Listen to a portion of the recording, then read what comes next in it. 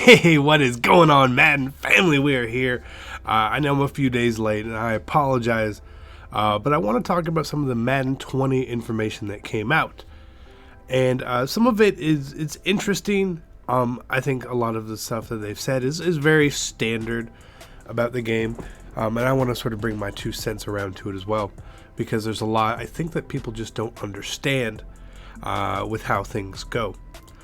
So the first, there's 3 articles we're going to be covering here. This first one is talking about addressing gameplay issues, right? And you know, there's an admission here that the game Madden 19 was buggy. You know, it was. There was a lot. There was a lot wrong with Madden 19, and we don't really need to cover that. And the one thing that they say is that they did a lot with animations, right? They say that was, it looks like it was even a focus, is to work on animations. And making animations work better is a good thing. But the problem actually became when Madden became a game of animations. So fixing something that doesn't work, it's a long road. Right, they opened up Pandora's box when they went into this canned animation formula with catches, especially. It's the worst part. So if they can actually make something like that work, we would all be very happy. I don't think it's going to happen, but I'm not going to pass judgment on a game I haven't played. Pass judgment on a game I haven't seen. We'll only talk about stuff like that. And here's another key point. One of the things they did to improve was to address bugs and tune gameplay as they went along instead of trying to do it all at the end. I think uninformed people will just assume this is a good thing, right? Uninformed people who don't know how coding truly works. It's a good thing and it's a bad thing, right? Because when you fix things as you go along, right, as they're building the game, you will catch some bugs. For sure. But what happens a lot of times is that while you may fix something that you found maybe in January, right, and now you check it off the list, maybe it was a rare occurrence sort of thing, a situation that doesn't get retested later on because, oh, well, they said this is fine, and then it gets broken by something else. There's definitely, my take on how to do this is you build out what you want, and of course if you see little issues along the way, you fix them to get everything to a nice base, and then you go back and you regression test every little thing. That's the problem that we hit here, is that I don't think the regression testing really happens. I don't know if you guys don't know what that means. It's just going back and testing every single little scenario. That is the part that has been missing, right? 100%. It's not the fixes, it's the fact that these issues consistently get out of the testing phase or QA all the time. Happens all the time. And I don't care if anyone can say anything differently. It's ridiculous that that's how the game has been. Now, if they are finding something now and fixing it, maybe they say, okay, this is overpowered or this is broken, right? But a lot of times they're going to wait for the community to come back and provide the feedback of what they feel maybe is overpowered or broken. Some stuff is really obvious. And even those things don't ever get resolved. There was the Madden 18 beta or 17, I forget which one it was. It was, hey, provide feedback for this game, right? So we would provide feedback. A lot of people provided feedback. And certain things we provided feedback on, which were just clearly broken, never got resolved. Now it's not even, that's low importance.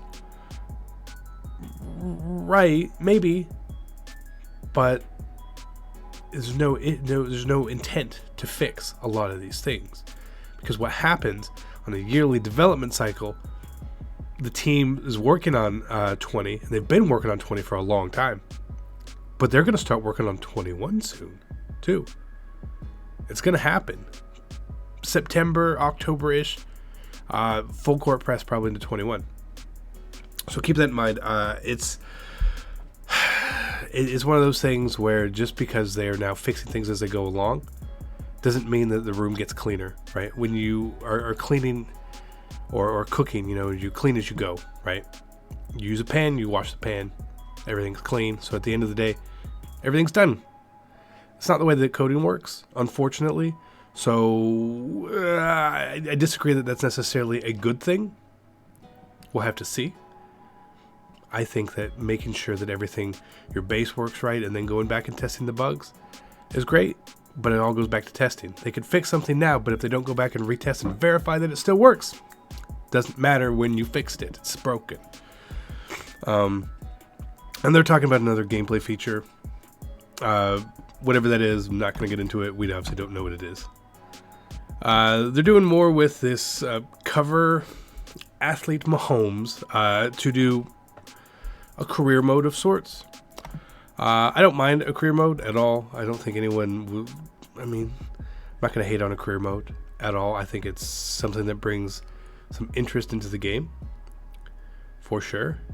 Now, one thing I would sort of worry about is, again, it sounds great, but is it really that different than Long Shot?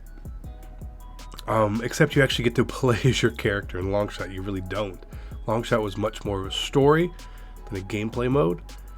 This at least appears to be a gameplay mode, but again, it follows pretty much along the same path. You're going to play some college games, you're going to go through the draft process and all that. But again, you're very forced. There's only so many colleges you can pick. You can only pick one position. How different is the journey really going to be for your second or third playthrough? Maybe not at all. Maybe not at all. So, will I give it a try? Absolutely. I want to give it a try. Like I said, I don't want to bash on it. I don't want to say anything negative about it. I haven't played it. Maybe it's more immersive than I imagined. Maybe it's a lot of fun. So we'll wait and see. I just don't like that we're being forced to be a quarterback. You guys play 2K? My career? Imagine if you could only be a point guard. That's it. You could only be a point guard. Don't like that. And then the abilities. And so let's talk about this, right? Multiple points here. One, there's a lot of talk about these abilities helping differentiate star players from other players. You've heard people at EA say that we get feedback that all these players play the same. Okay, they do. But we don't need to give them a special power to make them play differently. What we need is ratings to matter more. So instead of focusing on and fixing a core element of your game, we are going to add something else unnecessarily onto it. Right? Can you imagine if things really mattered? Players would play differently. It's just the way it is. And then look at this. So we're going to read through some of this. How can the game go beyond ratings? I think ratings are really good at measurables, the combat type stats like speed, but Tom Brady has never been a great quarterback in Madden. What we've done is try to differentiate the quarterbacks and give them things based on their archetype. Okay. That's fine. And this sounds great in a mode franchise or an offline mode, or even like online regs or something like that if these are put into there. But for something like MUT, which is what a lot of us play, especially you guys who watch me, are these things only going to be available to certain players? Like we know with power-ups, this year you were able to select an ability once your player hit whatever threshold was required for the ability. Is that going to work this way this year? I don't know. But look, they said there's 70 superstar abilities in the game. Which means that there's a lot that we don't really see. And they're talking about you're not going to see a slower bruising running back get abilities related to more nimble backs. The problem with that is that when MUT comes out, that makes sense. As MUT goes along, and that LeGarrette Blount, who is a slower bruising running back, is 99 speed again. Where does that go? Does he now get these other abilities despite him having 99 trucking? Again, we don't know. Now, abilities this year are broken. They've been broken. They don't really work so great. So instead of focusing on making and fixing the ones we have, I don't know if they're in the game, obviously. What we've done is created different ones, and some of these are very, very similar to things we have today. They're just called different things. Protected ability, get more time in the pocket. We have that. It's called Secure Pass Protector, and it doesn't work.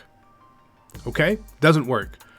Slot Machine gives the receiver better separation at the line and catching ability. So you'd almost think that would just be like beat press and short route running or catching traffic. Whatever. That doesn't matter. We'll call something else to make the ratings on the cards or on the players matter less. You're not differentiating stuff. You're actually devaluing everything else. But is what it is. Fearmonger. Have you guys heard of this? It's called Under Pressure. Lets him apply pressure when he's even engaged in a block. Tom Brady's clutch ability reduces the requirement for it to get in the zone, whatever that truly is. Makes it impossible to get knocked out of the zone. Again, don't really know what that is. I'm not going to speak of that. Most of these abilities have counter abilities. So there's no automatic victories. Right? But here's the catch. There's 70 players. Or there's 70 abilities in the game, right? So if someone happens to have Tom Brady, and he has the quick read ability, which we're going to scroll down to here so you guys can see, and you don't have the player with the counter ability, you're just kind of screwed. Seems like, but again, we'll wait and see how that really plays out. I don't like it. X Factor players have 2 superstar abilities, but also have a zone ability. And there's 28 X Factor players on offense, 22 on defense. They have to play themselves in. So essentially, you have to get enough stats to trigger or start this. That sort of it's like when you build yourself up in fighting games, right? Or wrestling games, right? Remember, you've got to fight and build to get your special up, and then you can do your finishing move. That's essentially what this feels like at a glance. Cam Newton has Tackle Breaker, allows him to frequently break the first tackle against him. You guys know that there's a rating in the game called Break Tackle, which apparently now doesn't matter. Patrick Mahomes has Bazooka, allows him to throw a maximum of 80 yards when he's in the zone. We actually call that throw power. Okay? So again, we're assigning abilities to stats for some reason. And the stupidest one of all is this quick read zone ability that highlights the first open receiver with a bigger on the field icon. Now, that's hand holding. It's not an ability. I will stand by that. But while I think it's dumb, in principle, again, we don't really know. We haven't played with the game, so just a general. But for something like that, I feel like that is also asking us to take advantage of his players. If I see someone with that, and I see someone who wants to use that, I could just leave someone wide open, have them throw it, and just bait it with my user or something. It's not going to work well. It says zone abilities are powerful, but they can be turned off, right? By turned off, it means that they can like go away from it. And there's definitely an attempt here to get people away from using Michael Vick.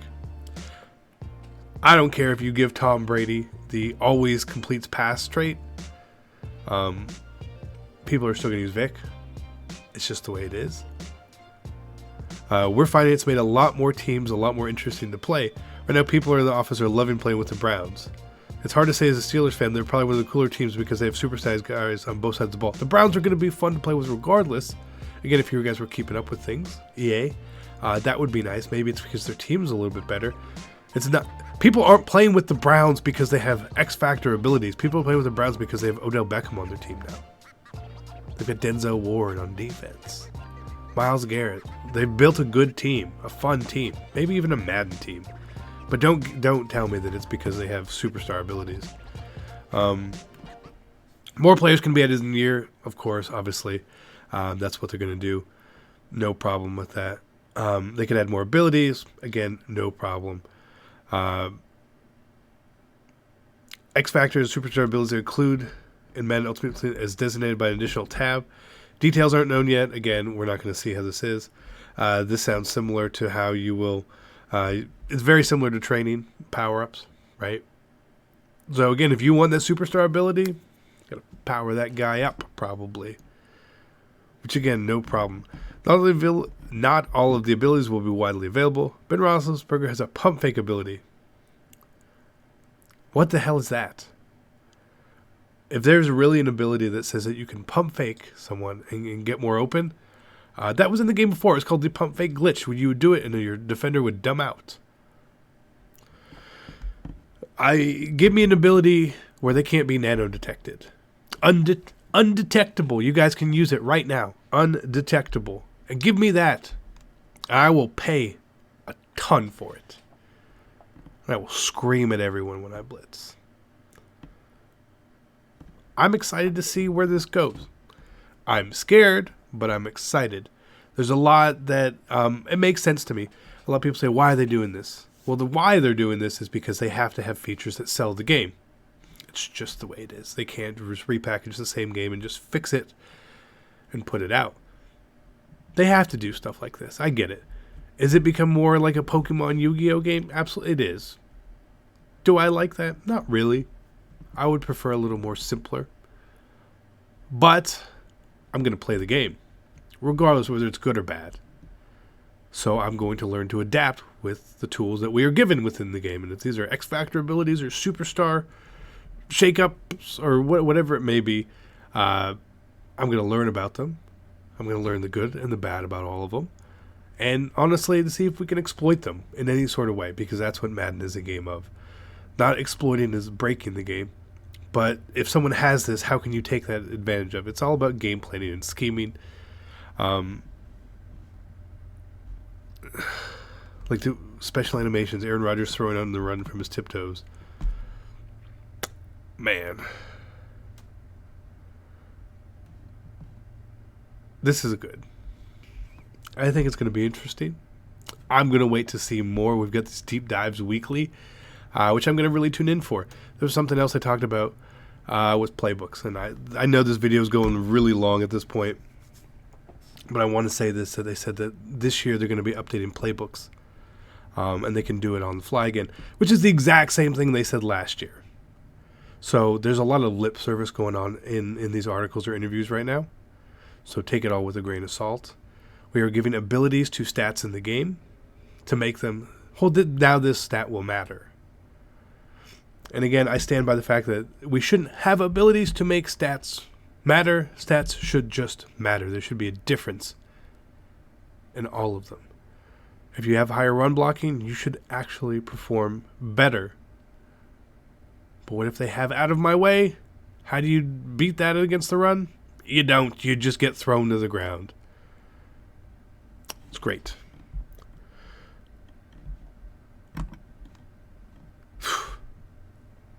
My music even stopped playing in the background. That's how long we were talking for. Either way, I hope you guys enjoyed it. I'm out.